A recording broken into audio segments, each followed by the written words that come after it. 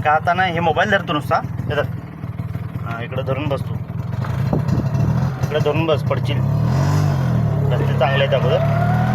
नमस्कार मित्रांनो, ब्लॉगर थंडरमध्ये आपलं स्वागत आहे. तर मी बोईसरहून कंचाळमार्गे भिवंडीला चाललेलो.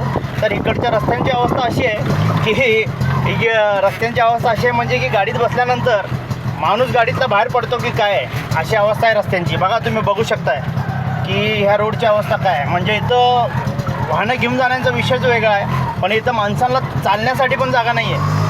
पण ह्या रस्त्यांपाशी आणि ह्या रस्त्यांवरती आणि ह्या आपली जे काय योजना जे काय गव्हर्नमेंट आपली पास करते शासन, पण ते ठेकेदार इथं दुर्लक्ष करत आहेत. आणि ह्या भागातलं जे कोण आमदार आणि खासदार असतील तर त्यांना हे काय त्याने काय डोळे झाकून बसलेले आहेत काय. तुम्ही अवस्था बघा आता रस्त्यांची. आत्ता मी लाईव्ह व्हिडिओ करत आहे तर मी रस्त्यांची अवस्था बघा फक्त.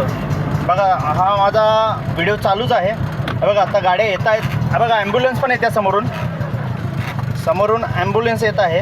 आणि अवस्था बघा तुम्ही. जर की एमर्जन्सी पेशंट असेल तर तो पेशंट आहे ना दवाखान्यात जाण्या अगोदरच ह्या रस्त्यातच जीव त्याचा जाईल अशी अवस्था रस्त्याची झालेली आहे. तर शासनानं ह्या विषयाकडं गांभीर्याने लक्ष द्यावं अशी आपली विनंती आहे.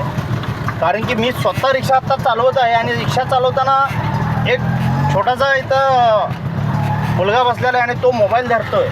धरून बघा ह्या रस्त्याची अवस्था बघा तुम्ही. रस्त्याची अवस्था बघू शकता.